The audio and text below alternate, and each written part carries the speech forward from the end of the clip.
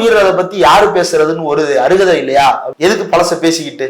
இப்ப வந்து ஜீதன் திருந்தி இருக்கிறாருல, மோடி 3.0 கிடையாது, இப்ப NDA 3.0 தானே, அப்படிதானே வர்றாரு. இப்ப யாரு நீ மரபை பின்பற்றினியா? மரபுப்படி யார் வந்து நாடாளுமன்றத்தில் மிகுந்த அனுபவம் மிக்கவரோ அவரை தான் வந்து புரோட்டம் ஸ்பீக்கர், அதாவது இடைக்கால சபாநாயகரா நியமிப்பாங்க. அவர் என்ன பண்ணுவாரு? ஆளுக்கு பதவி பிரமாணம் பண்ணி வைப்பாரு. இப்போ கொடிக்குன்னில் சுரேஷ் வந்து 8 முறை நாடாளுமன்றத்துக்கு தேர்வாயிருக்கிறார்.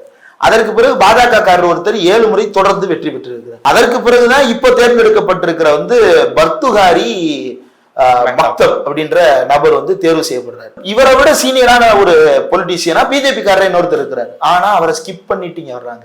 ஏன் அப்படின்னா, கொடிக்குன்னில் சுரேஷ் முதல்ல ஒரு சிறுபான்மை, 2வது அவர் பட்டியல் சமூகத்தை சேர்ந்தவர், 3வதா 2வது இடத்துல இருக்கிறார் இல்லையா பிஜேபி காரர், அவரும் பட்டியல் சமூகத்தை சேர்ந்தவர். அடுத்து இவர் தான் இருக்கிறாரு பட்டியல் சமூகம் இல்லாம அப்படின்ற இடத்துல இருந்து இவரை தேர்ந்தெடுத்துட்டு வர்றியா அப்படின்ற கேள்வியை நான் கேட்கல, ஜெய்ராம் ரமேஷ் கேட்கிறாரு.